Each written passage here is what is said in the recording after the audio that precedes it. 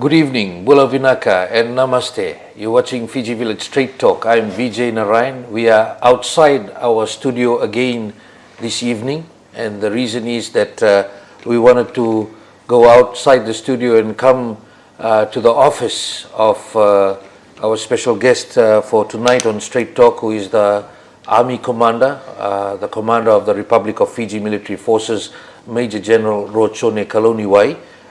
We will be starting our interview here at Berkeley Crescent, and that's where the commander has his office, but we will also be taking you from here to Queen Elizabeth Barracks, the main military headquarters here in Suva, and having further discussions there and ending off at the RFMF officers' mess.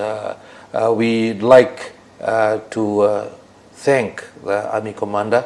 Thank you, sir, for making yourself available for this special Straight Talk tonight. Nak, thank you very much.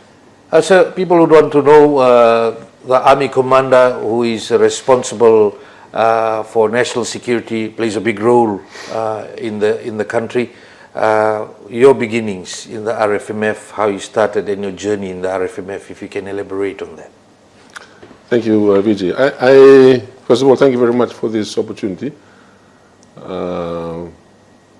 Just to be able to sit with you and have this discussion. I understand there is a huge demand from the public as well to understand my views, but I'm grateful that we can sit together after a very long time of me trying to avoid you, not intentionally, but because of the workload. But I joined the RFMF way back in 1987. As a just out from school, I went straight into the military as a private soldier. I then went to Lebanon as a corporal, as a non-commissioned officer. I served there for a year before I came back, and then I did my my commissioning course. I applied, I got an approval, and I attempted my commissioning course. I got commissioned in 1991. As a second lieutenant, and that's where my career as an officer in the RFMF began. From a second lieutenant, doing all sorts of jobs within the RFMF, doing so many tours to Lebanon, to Sinai, to Iraq, to Syria, to East Timor as well, and also attending many other courses as well, training that happened not just within Fiji, but also overseas as well. Very fortunately, I ascended in the ranks up to the rank of full colonel, became Commander Land Forces, before I became Chief of Staff for Republic of Fiji Military Forces, and fortunately, Commander of the RFMF, where I am today. It's interesting times when you started 1987. It was the first coup that the military was involved in, and then of course 2000 we had another unfortunate incident. 2000, the takeover of the government, takeover of parliament, with the 2000 mutiny, that November 2nd, 2000, that people would not want that type of incident to be ever repeated in this country again, and 2006 coup, which resulted in the overthrow of the elected government led by the late former Senior Crescent. I know you have been in throughout your career, you have seen all of that at different intervals, starting with when you joined the force. We will talk about it further in detail, but just your journey in terms of the upheavals also coming in within your career in the military. Yeah, I was, I won't say I was fortunate, but I was, as I said, I was here in 1987. I experienced the way things happened back then. Fortunately, I came in October of 1987, so that was after the military coup itself. After the two coups on May 14th and the one in September. Yeah, the one in September. So I came, but I remember as a very young boy, I saw things happening. And I was very much interested in seeing the soldiers, just the uniform, which actually motivated me to be part of the RFMF. So in 1987, 2000, I was here in Fiji as well. I was part of the intelligence unit for the RFMF, as well as in 2006. So there was a lot of behind the scenes of our involvement in terms of our responsibilities in providing assessments, security papers to the leadership back then. As I said, we'll talk further about that, Commander. How do the challenges facing the Republic of Fiji military forces in the present day impact your efforts to implement the reconciliation, healing, trust and restoration process that you want to build on now? Yeah, the challenges that we're facing has a huge impact on what we're doing. I mean, the RFMF is confronted by so many challenges on a very regular basis. They can be very complex in nature, and at the same time they can be very simple for us to actually take care of. But to understand the RFMF, one has to really understand the nature of the way things have turned out, its history, its past. And that's important because since the creation of the RFMF, way back then, before the Great Wars, it has been part of a legacy that was built upon the service and ultimate sacrifice of those that were part of the institution. 1987 was, I think, was an epoch moment for the RFMF and also the nation, because of the decisions that were made back then by the RFMF leadership. Not only had an impact on the RFMF, but on the nation as a whole. So that path took a new journey for the RFMF and the nation. And I think it was the beginning of that continuous involvement of the RFMF in the internal affairs of government and the political environment within Fiji. So when you're coming down to 2000, again, that is an outcome of what happened in 1987 and again in 1986.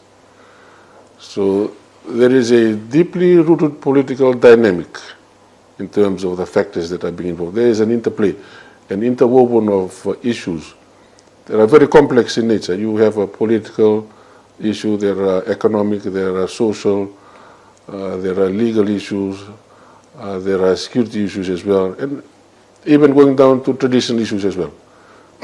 These factors make the challenge for the RFMF a lot more complex. And with our involvement, it makes things a lot more difficult when it comes to command responsibility. So when you have something like what we were trying to do here today, in terms of our reconciliation process, it's a journey back to the past. And to see how we can actually, heal that particular wound. Many mistakes were created, were done. Many families were impacted. If you go into the 2000, we had soldiers that died on both sides.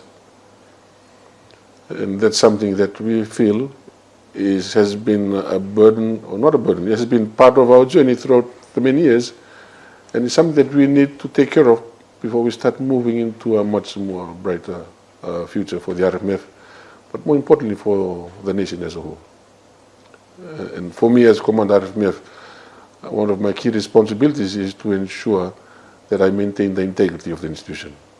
And I've always told the troops and the officers in the RFMF that the RFMF is an entity in itself. It's an institution. It's an entity. It has its own values. It has its own ethos. It has its own principles that guide the RFMF. It has its own standards. Every soldier that comes into the RFMF comes in with his or her imperfections.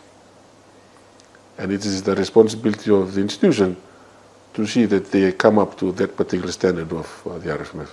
And that's another challenge for us, trying to transform, reshape an individual to what they were when they were in the civil streets to be part of this culture. And I said, when the culture takes a new turn since 1987 up until today, it has its impact. It is deviating away from the original path of the RFMF. The lines have gotten so blurred, people don't understand? Definitely. Those are some of the issues that we are facing. You know, traditionally within the RFMF, the protocols, the traditional protocols that we have, the traditions that we need to follow, again, that's another issue in itself for us. It requires very, very strong leadership. It requires transformational leadership. Leaders that can lead by example, that can motivate their troops to understand the real essence of why they've been called as soldiers. There's no doubt external risks and challenges that are affecting the RFMF's efforts towards reconciliation. And this is a big one. What strategies are being implemented to address and mitigate these challenges within the reconciliation framework? Because you're working towards reconciliation, but you know there's external risk factors that do exist. Yeah, the external risk that we face is something that, again, it's in so many layers. If you're looking at it in terms of defense and security, then we are going outside the bounds of the domestic requirements of the RFMF, but looking more into the regional space, looking more into the geopolitics of what's happening in the region, the shift of alliances in terms of the countries.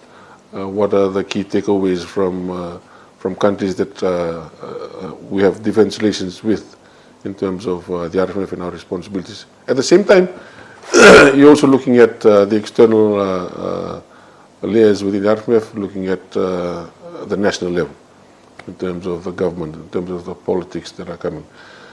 But these challenges in terms of the reconciliation process is something that we are hoping that we can try to not influence but to encourage.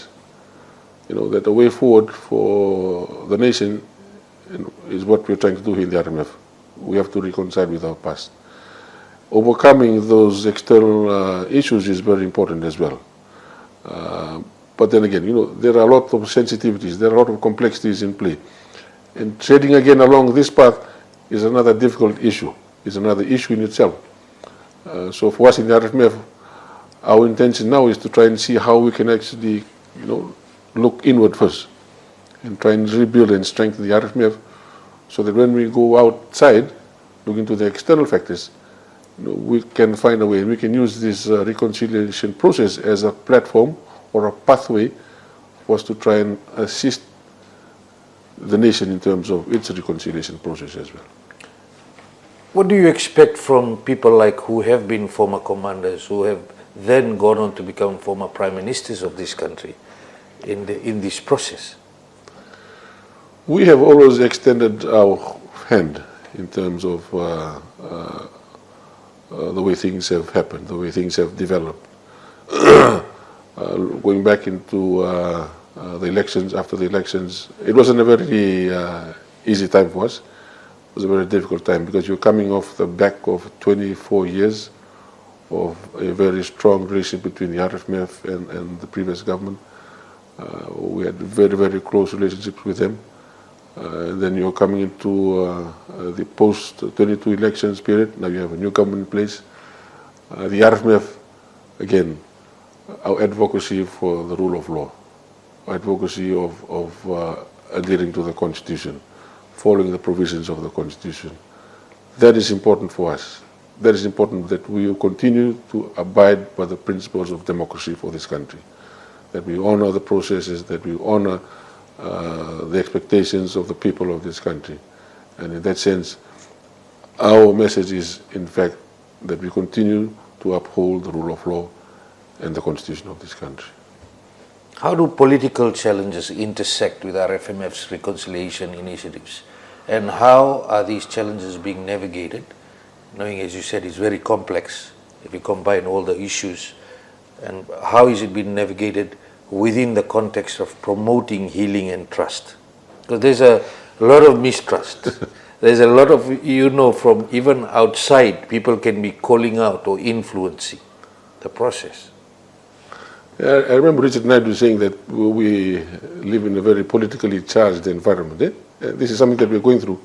The indicators are you have a government that's sitting today that only needs 2 votes just to cross the floor, and then you have a change of government. You have a constitution in place where the role of the RFMF is being always challenged because of its responsibility of defense, security and well-being. It's always been open for interpretation. Again, it challenges the status quo of the RFMF in terms of its responsibilities, whether we should be doing something extraordinary or whether we should stay within the confines of the Constitution. What are your thoughts on that? As I said, we will continue to abide by the constitutional process. We will Which adhere to means the rule of law. that the military shall have the overall responsibility for the safety and security of all Fijians. How does that extend outwards? But within the Constitution, is saying, within the rule of law. Within the rule of law, within the confines of the Constitution. Again, that's something that we are working on in terms of the reviews that we are doing here. We have our military laws that we have. Again, that's currently under review with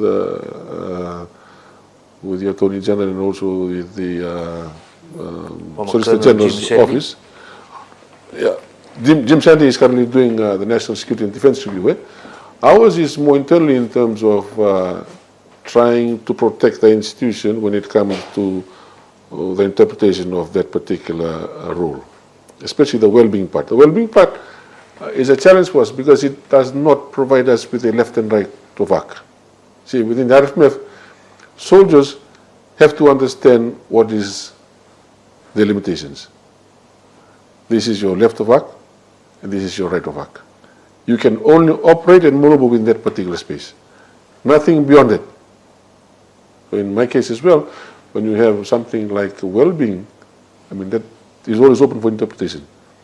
So what we have done through the assistance of our Army Legal Services here, we are reviewing the military law and justice system within the RFMF. In consultation with the Attorney General and the Solicitor General. Yeah. So that actually starts to define the role of the RFMF commander when it comes to engaging in very difficult and complex situations. Clear demarcations, yes. No blurred lines. No. Commander not just going on into the Prime Minister's office, thumping his no. head on the table, saying, I want when this to be whoever done. sits here as a commander looks at that particular role, he has to look at it in totality with the RFMF laws and regulations as well, to be guided in terms of these particular situations, these very complex situations. We're in very complex, very complicated times, and we really need to dig a lot more deeper in terms of defining our space, defining what is our left and right of work for us. A question about the dangers posed by the ongoing coup culture. You started in '87, around October, and how do they impact the RFMF's aspirations, again, reconciliation and sustainable peace building without mistrust, so that you can emerge as promoting peace and staying within your demarcations that you set out? The coup culture is something that has a huge impact on the nation, very much. Not so much on the RFMF. It brings about a lot of insecurity. It can actually destabilize the whole situation in terms of the well-being part, the security part of the nation as a whole. It breeds a lot of mistrust. There's a lot of division among ethnic lines. There's a separation in terms of leaders who want equality for everyone, and those that are looking at it in terms of ethnic lines, in terms of ethnicity. For the RFMF, in terms of our responsibility, this reconciliation is something that we hope that will try and inspire not just the people, but the leaders of this nation, leaders in all sectors, just to see that we are taking the first step. The institution that has been responsible for this, for the new, the way things have happened from the past since 1987 to 2006, is now taking the first step to try and reconcile. For me, as the commander of RFMF, I need a very strong RFMF, strong military in place. Not strong in terms of manpower, in terms of my capability, in terms of the weaponry that I have. strong in terms of ethics, strong in terms of professionalism, having the moral courage to stand up and to do the right thing, to follow the principles of democracy, always ensure that there is justice in place, inclusivity of individuals, of everyone within the country, having everyone under the equal provisions of this country. That's important for me.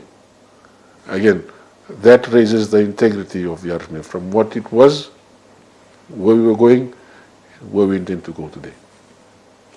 You're watching Fiji Village Straight Talk. I'm Vijay Narayan. We'll be back after this break. Was I rolling in no light? When she told me you'll be right, I might call her for the night. Oh no, no stress. BVS, oh yes. Only kill, let's test. Swing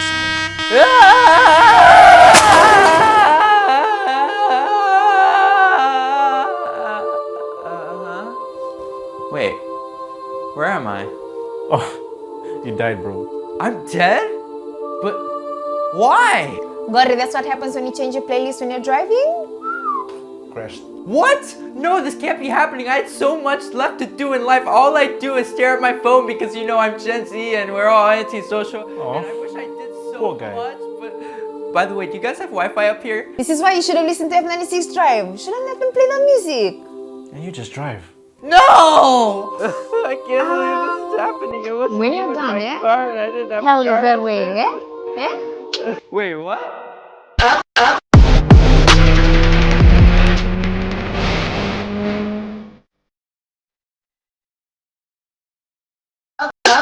I've always resorted to drugs because of the work that I do as a coping mechanism. You said you started sex work and drugs at the same time? I was 12 years old. Do you believe, based on the current situation, your salary and allowances should be reviewed and reduced? Definitely, I think it should be reviewed to reflect what is there in the market. Is the government of the day promoting nepotism within our community and hatred towards Indo-Fijians? Thank you very much. The answer is no. $1 in $3 of our taxes goes towards servicing our debt. So you can't say it's nothing. There's also the need to do financial inclusion a bit better.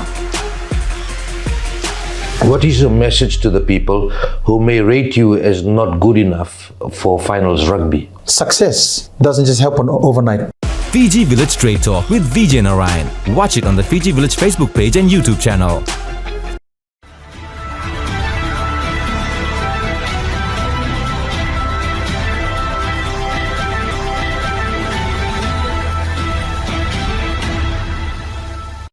Welcome back. You're watching Fiji Village Straight Talk. I'm Vijay Narayan, and we have now moved to Queen Elizabeth Barracks in Nambour, where we're speaking to the Commander of the Republic of Fiji Military Forces. Our guest for tonight, Major General Jone Kalouniwai.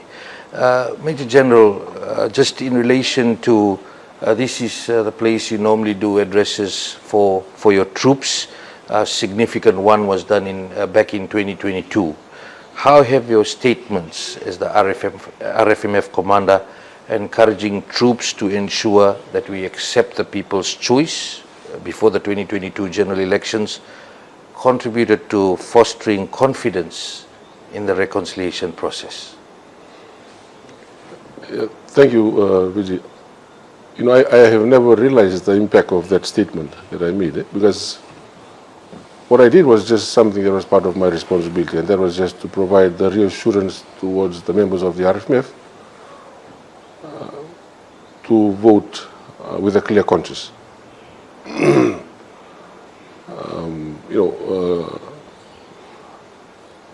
Realizing how it has impacted the nation as a whole is something that I did not realize until after 3 days. So the whole intent was for me just to reassure the troops, that when you vote, we have a responsibility. It's a civic responsibility of every citizen of this country to vote. And at the same time, it's important for us within the RFMF to show how much we will try and not try, but to honor the democratic process, the electoral process. Trust that process, and honor the votes of the people. And that was a key message for me. 3 days later, it set in? 3 days later, then he settled into me after my daughter told me, your speech is going viral. But I did not actually see that as something that would try to create such an impact for the nation as a whole. What are your reflections on that approach now?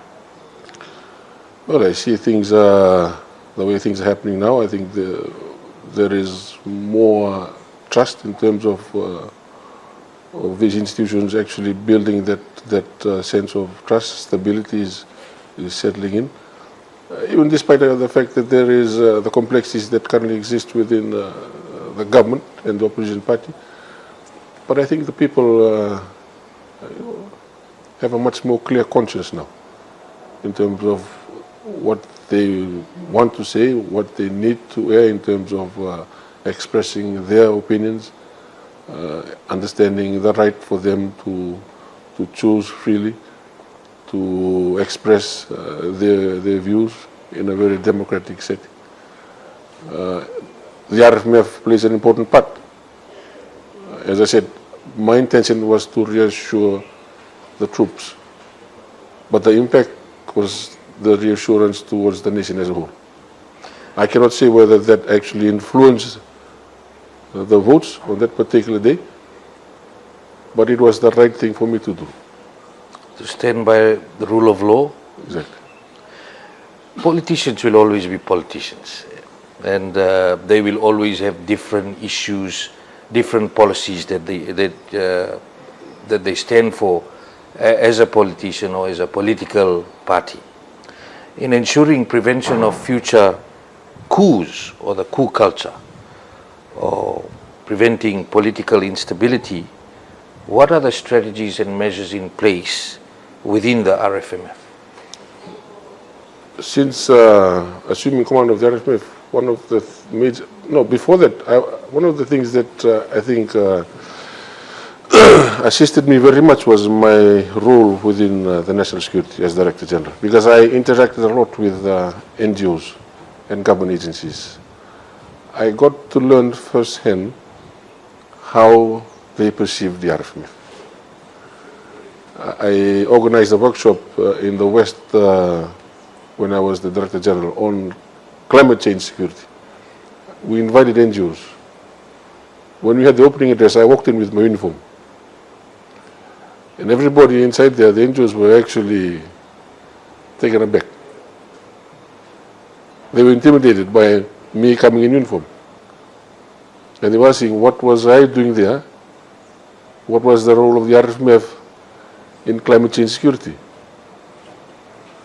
See, but I understand when you're looking at my role, we have a non-traditional role as well, where comprehensive security is very critical for this country. And then you have climate change security, food security, health security. We just had a pandemic, COVID-21. The major institution that was involved was not just the Ministry of Health, but the RFMF. So we play a very important role as well. So when I assumed command, one of my first agenda within the RFMF was to try and build trust, was to reach out and try and get the appreciation of civil society, the non-government organizations, of the responsibilities of the RFMF. And you believe this will result in ending political instability and the coup culture? It will. I can assure you that. We are on a path in terms of our modernization process. We have a strategic plan in place that we have done together with the leadership within the RFMF. Having ownership of that plan is important. Everyone in the RFMF has ownership of that particular plan. It gives them that sense of responsibility to understand where we are today, where we need to go, and where we need to end up. And that is following along the lines of democratic principles, ensuring that we regain the confidence of the people, we build trust within the RFMF and also within society itself. We reach out and try as much as possible to be very transparent in the way we do things here in the RFMF and include as much as possible those members of society.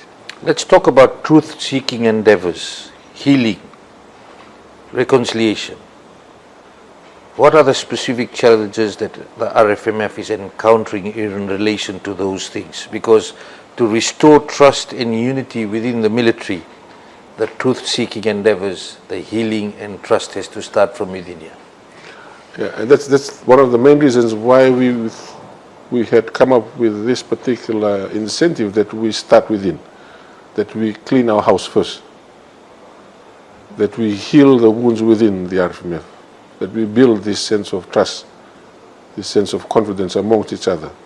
It's a very sensitive issue when you're going back into the events of 2000, especially the mutiny. We are going to open up old wounds that haven't been healed for a very, very long time, and try and give them a very safe space here where they can come and discuss, and try and bring closure for the families, for those that have been impacted. That's very important for us. I walk around town, I meet soldiers who are part of the CRW unit. We have a discussion. It's a very friendly discussion, but it's not the discussions that I know we used to have when we were here together. And those are the lingering issues that are becoming part of our conscience here in the RFMF. And it becomes a command issue. The burden of command for me as Commander RFMF, the burden of command for the commanders here, Commander Land Forces, Commander of the Joint Task Force, it only makes things a lot more complex.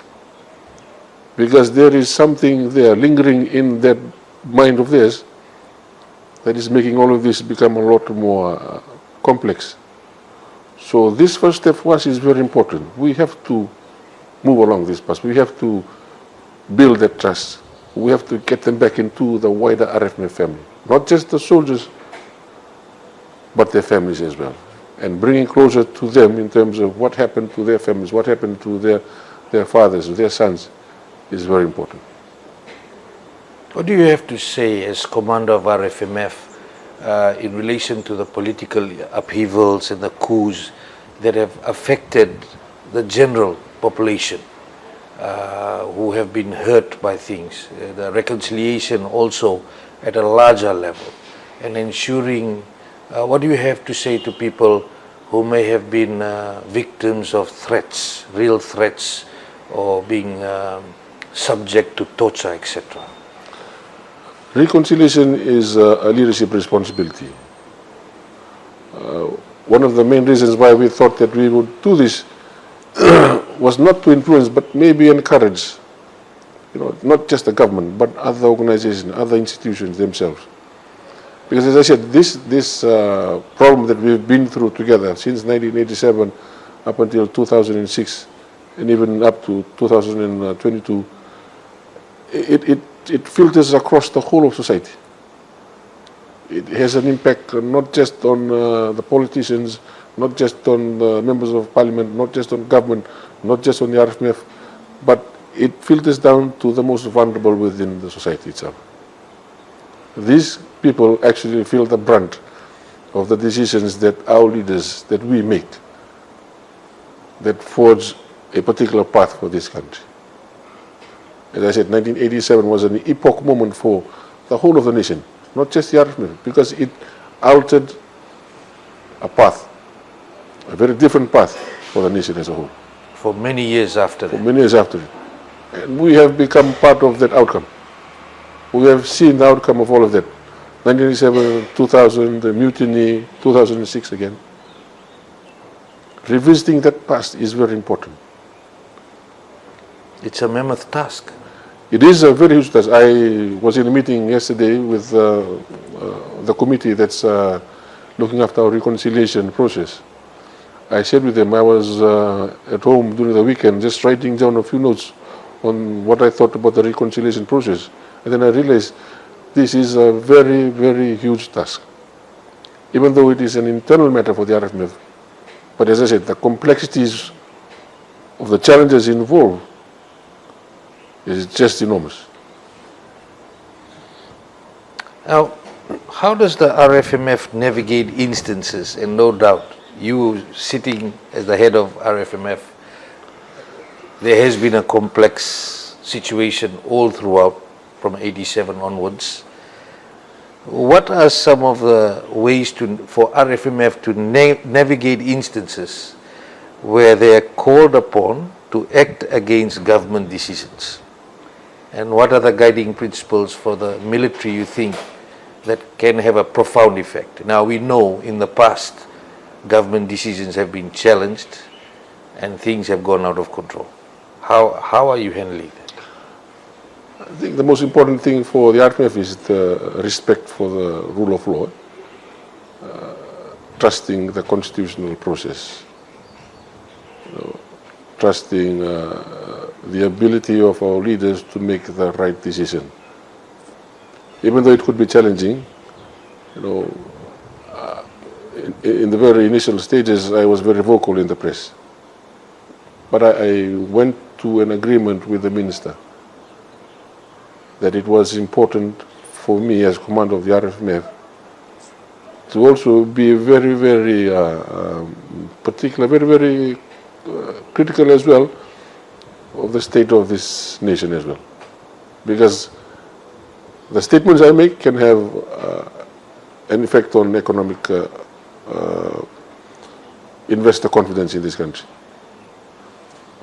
It has a huge impact that not only is economic in nature, but also has a huge impact in the social aspects of life as well. So for me, it's all about being very transparent with the minister and having that discussion, that very forthright discussion, where I would air my grievances, my points to the Honourable Minister, through the line ministry. And I think that's in line with the constitutional provisions that I have.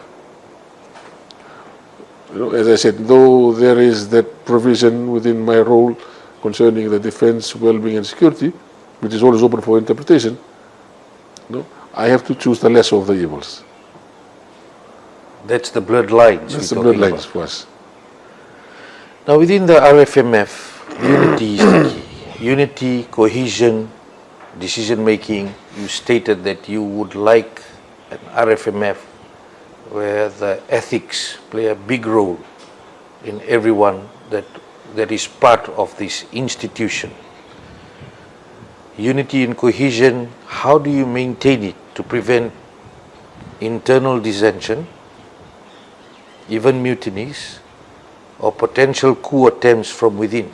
We've had instances in 97 where the third in command led a coup. We've had instances in 2000 where certain groups within the RFMF were involved in different situations. And we had, unfortunately, as you said, we saw the death of soldiers on both sides in 2000. How are you navigating that, knowing that unity and cohesion is the key? No, as a leader, for this institution, juggling and balancing between transactional leadership and transformational leadership is very important for me. In most cases, transactional leadership is something that has always influenced the loyalty of individuals, of personnel, not just within RFMF, but in other organizations as well. Creating an incentive, a transactional incentive, to motivate this particular person to act in this particular manner. But I believe a transformational transformational leadership is very, very important because it makes you lead by example.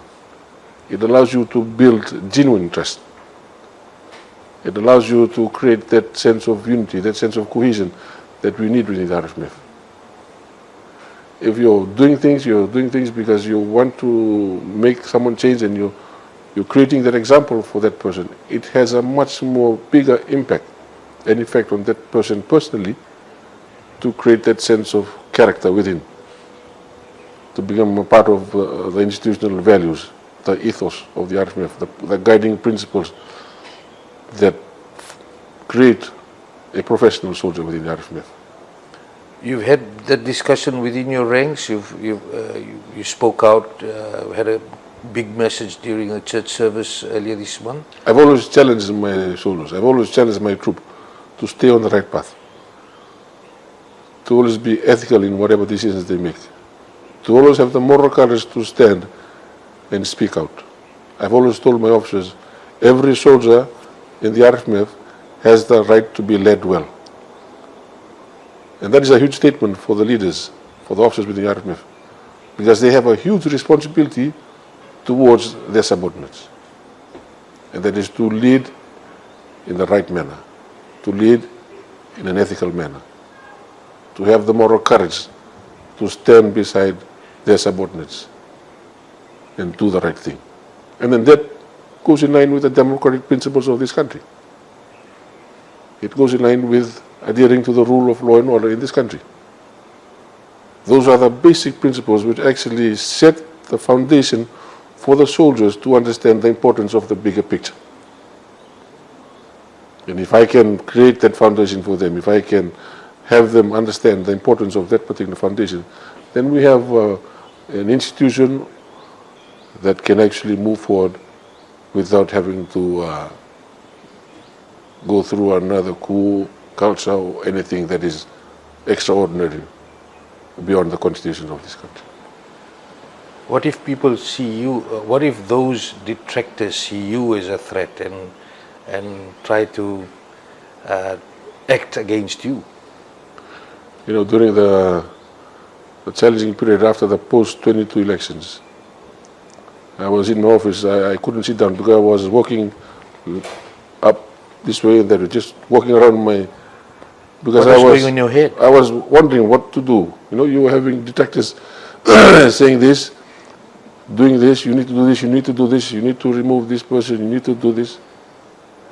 And then you as an individual, you have your own biases. We are a multiplicity of heads. One head is a head as a father at home, one head is a head of your relationship to a very good friend of yours, one head is your loyalty to this particular person, your association to this particular group of people, and then you have your own head as a professional person in the capacity that you belong to, the job that you work with. And this guy walks in and he says to me, you have to remove all of those heads and sit down with your head as the commander of the RFMF. And he said, as long as you stay within the bounds of the law, you will never go wrong. Who's this guy? I'd rather keep it at that. Who's the people who asked you to remove certain people? It'll come out in due time? It'll come out in due time. Because those are illegal acts as well. But see, that's the way I am. You know, one of the senior officers asked me, he said, I don't understand you. These things have happened to you, but you are not doing anything. But no, I place a lot of trust in individuals. My intent here in the RFMF, to the members of the RFMF, is all based on the issue of trust. And that's transformational leadership. If the soldiers can understand that there is always that sense of trust amongst their leaders, then they will do anything. You're watching Fiji Village Straight Talk. I'm Vijay Narayan. We'll be back after this break.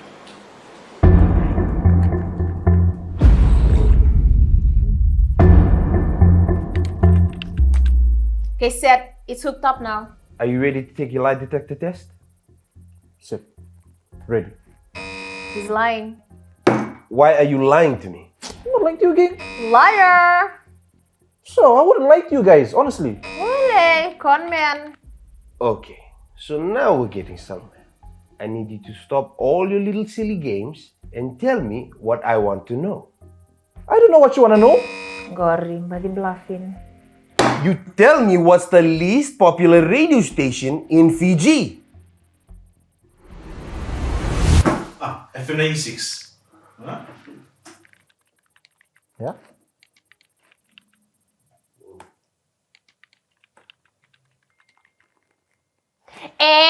You lie. Share.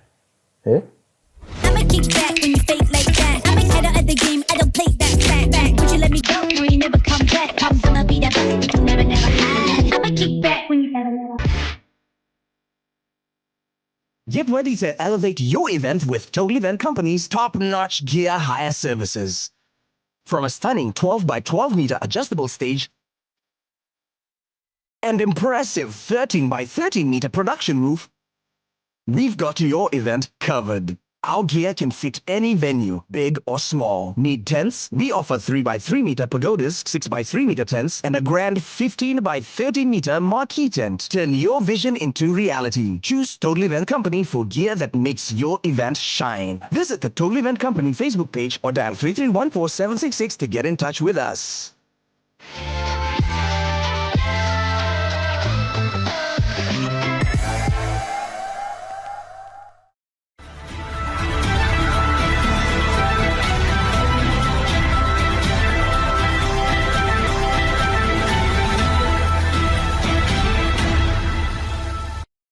Welcome back from the Queen Elizabeth Barracks here in Nambua. You're watching Fiji Village Straight Talk. I'm Vijay Narayan, and as I earlier stated, our guest for tonight, the Commander of the Republic of Fiji Military Forces, Major General Jone Kalouniwai, and we're talking about several issues regarding the RFMF, national security, our role as citizens of this nation, the role of the soldiers in the RFMF, the role of everyone, including our leaders.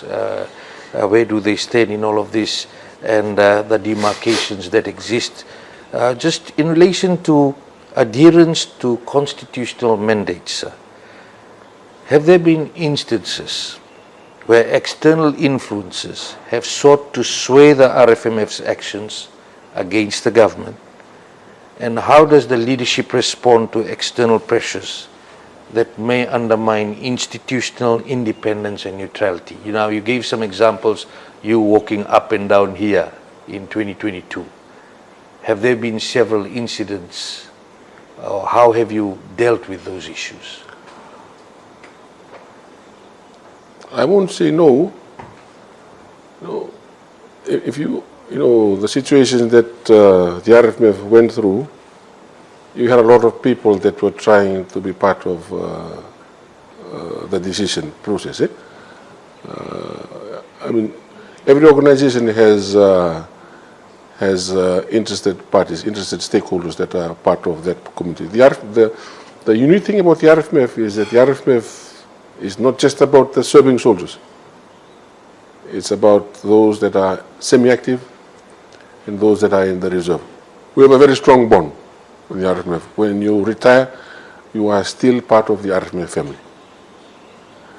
And this goes until the Lord calls you back to Him, where we will always provide the honors of the last post, wrapping him or that person under the flag of the nation. It just shows, you know, the unity and the cohesion that the RFMF has within its institution. So when there are particular situations like the post-22 elections, you know, you have a lot of people calling, you have a lot of people suggesting things to you, saying, you know, this is something you should do, this is the way you should be handling things, this is the way you should be doing this. You know, there's always that level of interaction with whoever sitting here at the leadership table within the RFMF. You know, for us as leaders, we take pride in engaging with our former leadership, with our former past commanders, with those who were leaders in their own right here in the RFMF, whether he was a commander of land forces, whether he was a commanding officer of an infantry battalion, or whether he served in the Middle East. Because they all bring with them very unique perspectives of the experiences that they went through. And they understand that when you're placed in that particular situation, you know, it's important for them to try and assist and support you and saying, okay, maybe you should do this, maybe you can do this. So, post-22 elections was a different one altogether, because it actually changed the path of the RFMF. We had actually jumped away from what we used to do to what we were currently doing today. So there were influences of people trying to influence me to do this way and that way. You know, but the important thing is, when you're a leader, you don't make those irrational decisions. Don't make up those decisions that you so driven by the emotions of things happening at that particular time, that you would make that decision. It's important for a leader to always sit back, assess the situation, assess what has been shared, what has been discussed, and make your decision. But the underlying principle here is that we live in a democratic country that has democratic principles, and that we must adhere to the rule of law and order. And that's important. That was one of the driving principles for me. Just that moment, because it could have changed, as you said, if you just decided, and definitely the action that they were asking you to take was illegal, outside the rule of law boundary, basically a coup. I'd like to call it extraordinary measures, which includes that. But to ensure that we did not go down that path, how much did it take the institution to do during that time to make sure there's no external influences and the risk factors within at the time to make sure it doesn't happen? See, that's the interesting thing about this, all of this, is because whilst you're trying to manage the external part of it, you have an internal environment as well that you really need to take care of as well. Because they're not just talking to you. No. Because, as I said, we are just coming off the last 24 years into a very, very new situation. So that sense of belongingness, that sense of loyalty, that sense of relationship, that sense of unity that was built at that particular time is part of what I inherited now. So I have to ensure, first and foremost, that the RFMF is united. That unity, that cohesion that needs to be with the RFMF is strong. So that there are no detractors that are coming from outside that can actually influence the institution. As you said, influence the third ranking officer that happened in 1987. So leaders have to be strong. Leaders have to understand the direction. And that is where it is critical for us. As I said, as I told you earlier during the interview, the thing about soldiers is that you have to direct them to understand what is their left of arc and what is their right of arc. If you tell them that it is clear to them, they will follow them. Again, in this case, after the 2022 elections, I stood up in front of the troops and I said to them, we will go down and follow the rule of law and order. That is our path from here on. And we will abide by the democratic principles, we will honor the votes of the people, and we will trust the democratic process of this country. What lessons have been learned from 1987 onwards? Experiences from 87, 2000, 2006. How have these lessons been used to make informed decisions in your approach towards reconciliation and stability now? The biggest lesson for me is all about leadership. Not just at my level, but within the RFMF, from every level of command. From the most junior command to the most senior command. Understanding the purpose of the responsibilities, understanding why they exist as leaders and what they need to do is very important. But at the same time, building them to become strong, morally strong leaders, leaders with a lot of ethics, very professional leaders, that's very critical as well. So our path here in the RFMF, we have a lot of programs that are based on leadership. During Admiral Noporto's time, he brought in the value tagging framework. We have expanded that value tagging framework here within the RFMF. We have continued to use this value tagging framework to assist the soldiers to start to ask the deep-ended questions that they need to ask. After the first course that we had here, when I asked for a feedback, the feedback that came to me was that it was not a good course. Because the soldiers were beginning to ask questions. I said, no, that's what we want. We will run the program. We need people who need to think analytically within the RFMF, who know the difference between the right and the wrong, to be ethical, to be morally strong in the things that they do here as they lead.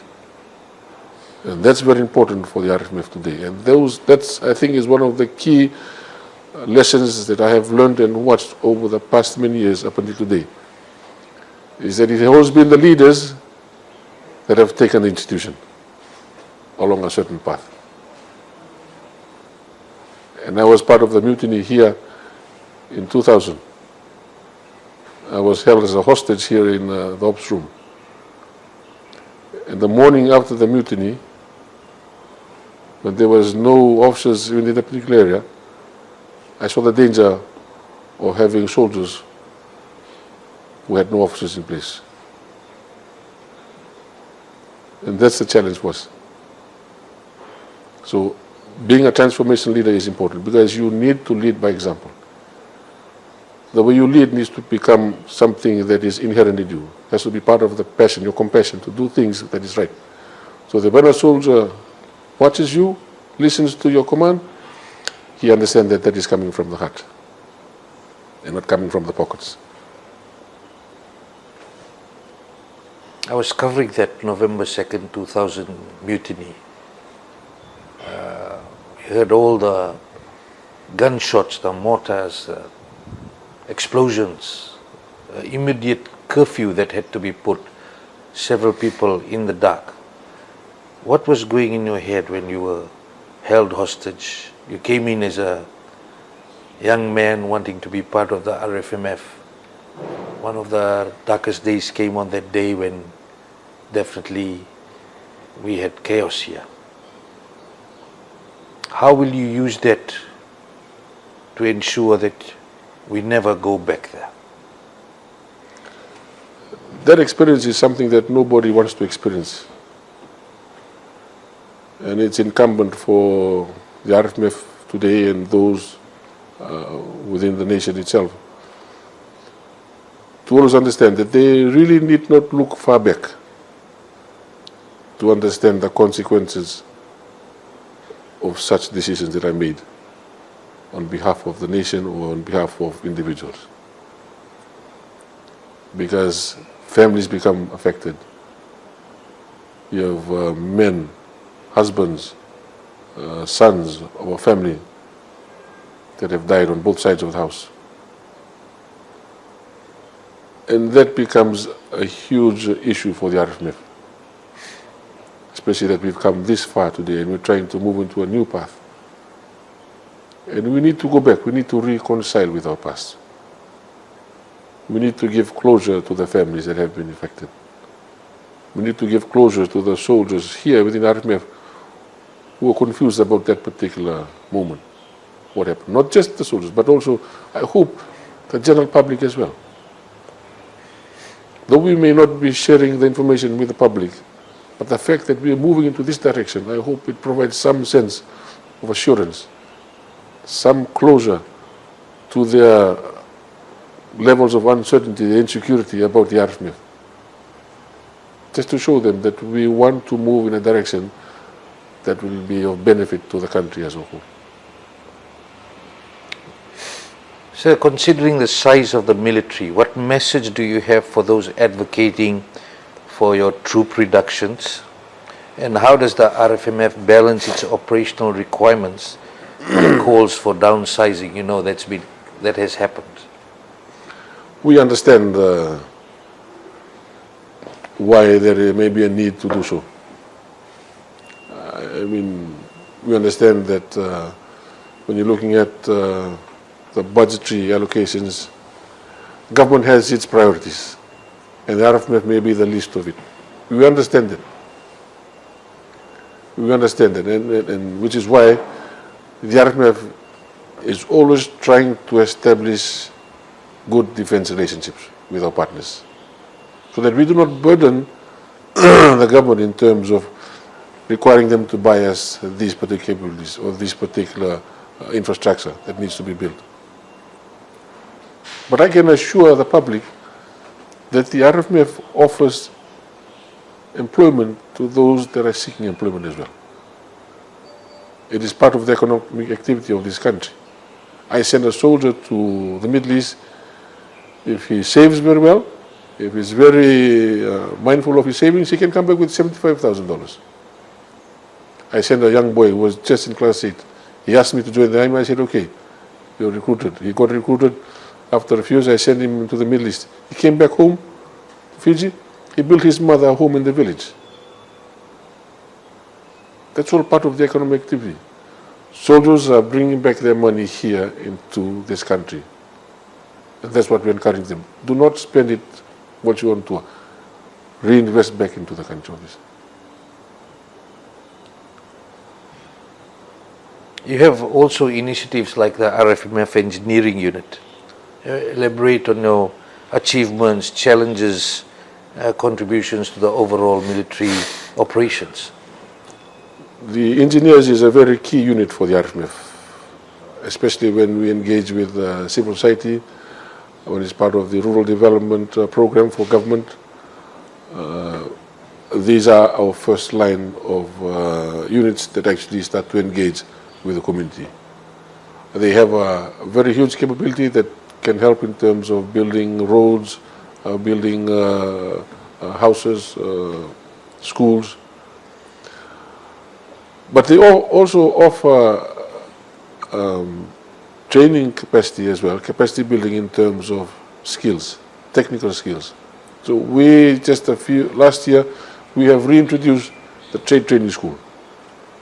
The trade training school actually brings in youths and imparts to them the knowledge and skills of being a bricklayer, of being able to tiles layer within that particular profession, carpentry, electricians. So the understanding for us is that when we give them that particular capability, that capacity in terms of their responsibilities, they can also reuse that in the communities that they live in as well. Commander, just in relation to, you did talk on this, and we're talking about unity here on a greater sense. You have people who have had RFMF connections on both sides of the house at the moment. The current Prime Minister, the current Minister for Home Affairs, the former Prime Minister, leader of the Fiji First, Mr. Bainimarama. We have the current leader of the opposition, Inyaswari Ratu, just to name a few. And in the context of promoting peace and stability, what role has the RFMF played, continue to play, in fostering national unity, conflict resolution, and peace-building efforts? Politicians will be politicians.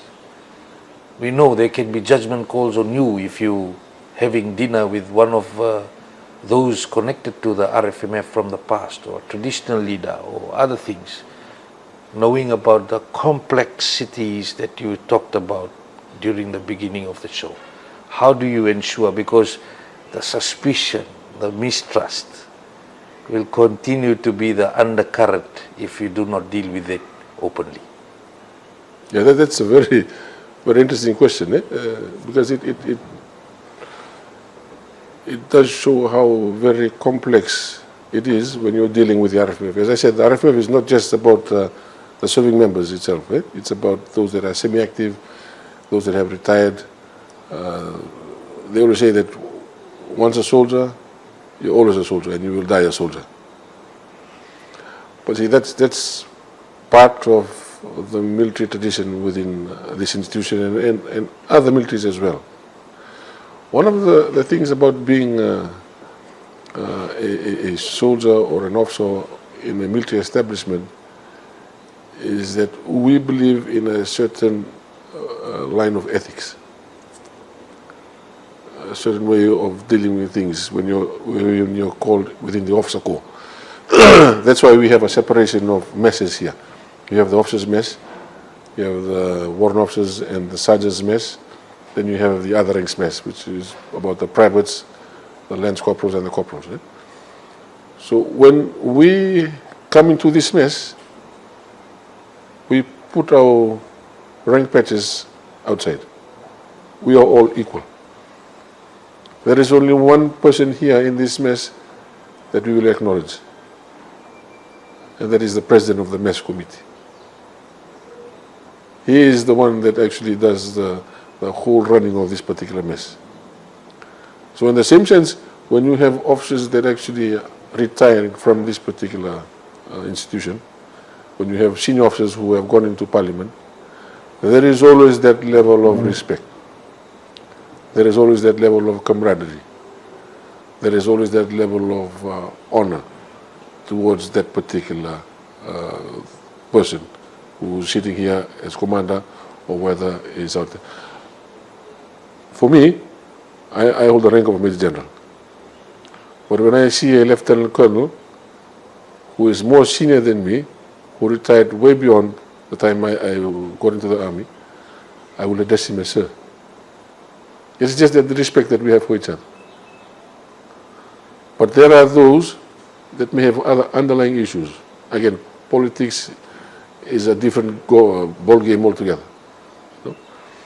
But we try to understand that here, hoping that whilst they are politicians, they will also understand the way we are doing things. And that is happening. As I said, it's good for us. I mean, we find it very easy in terms of us linking up with them, having that discussion. They won't step on our toes, we don't step on their toes as well. We understand that there is a clear demarcation of what needs to be done and what our responsibilities are. But then again, there are interesting parties as well that have their interests because of the political agendas that they have. So the onus is on whoever is sitting here. Where does he place his biases on? Whether it is for the interest of the institution or the interest of another party, another stakeholder. For me, as I said, my main responsibility is to ensure that we maintain the integrity of this institution. And that is why we need to be united here in the RFMF. We need that unity, we need that sense of cohesion together. I'm always coming down to the office, I'm always trying to engage with them, having that informal discussions, making them understand that we are always in this together. They have their different perspectives as well, they have their different ideologies as well, but at the end of the day, the RFMF is an apolitical institution. The RFMF has to adhere to the rule of law and order. The RFMF has to abide by the principles of democracy. The RFMF has to ensure that the provisions of the Constitution are always upheld. As the commander, definitely you've done an analysis on the ways that coups have affected our country. And you know that RFMF, based on the reconciliation effort it's taking, and you're saying we have to go backwards, heal the wounds, get away from that. What is your assessment that, from your perspective, on the damage that it has caused the country?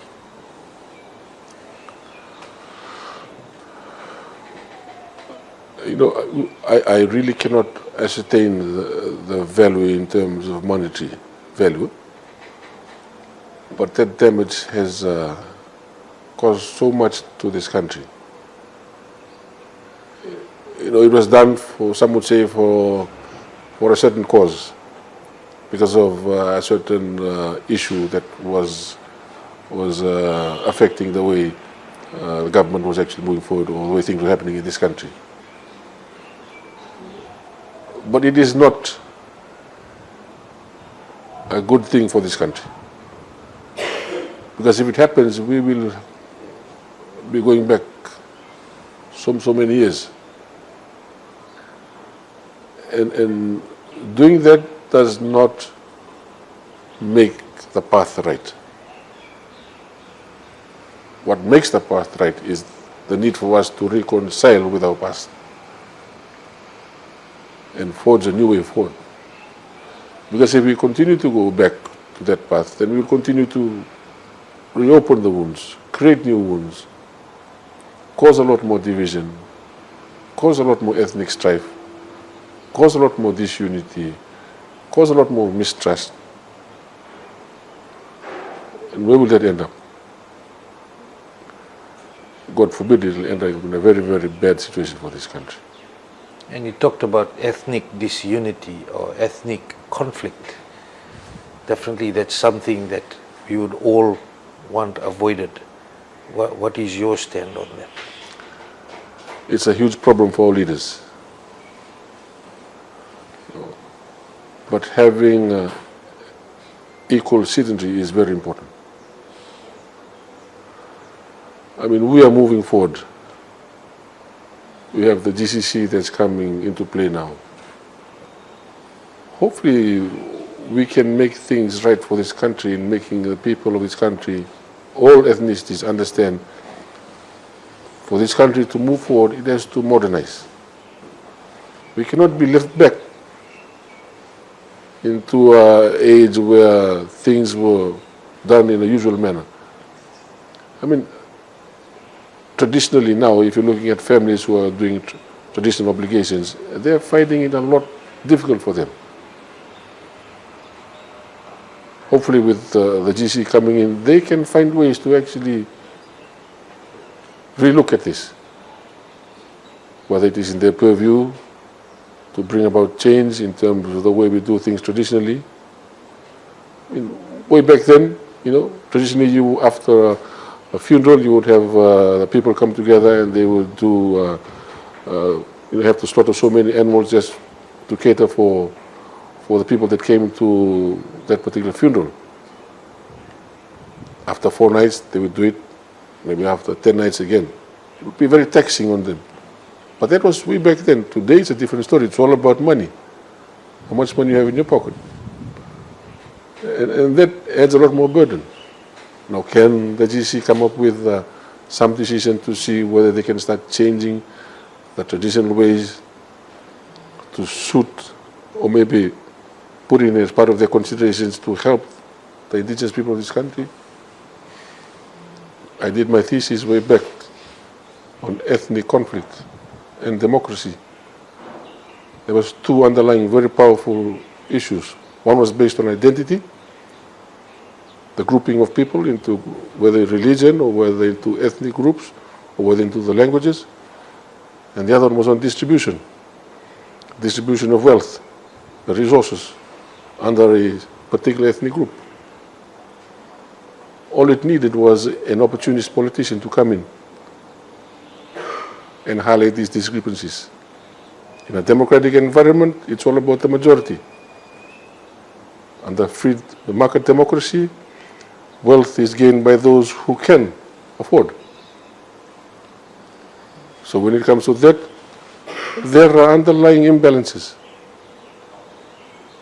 And I hope as policymakers of this country, they can find a way for us, a way out for us, in trying to healing this.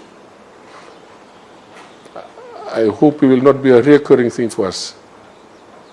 But it's something that as leaders we really need to look deep into what is happening. Not take things for face value, but look at the deep-rooted issues that are affecting this country and then try to resolve it from there. And make a real positive difference, exactly. Bring positive impact. There's another issue. My final question is about hard drugs. We can see several raids being done in the last 12 months to 14 months. One of the biggest busts of methamphetamine worth more than $2 billion in the Western Division.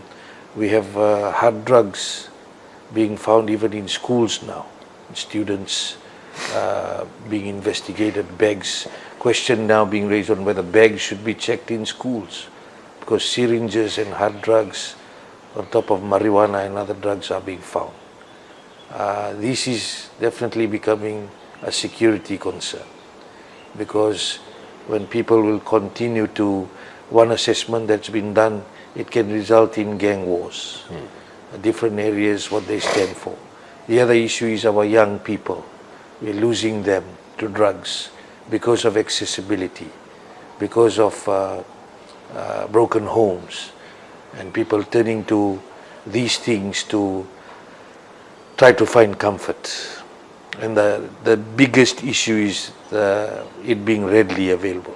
But we know the drug trade comes with other dangers, including illegal arms shipments and other issues. How are you looking at that? This is a very, I'd say this is a national security issue now. Looking at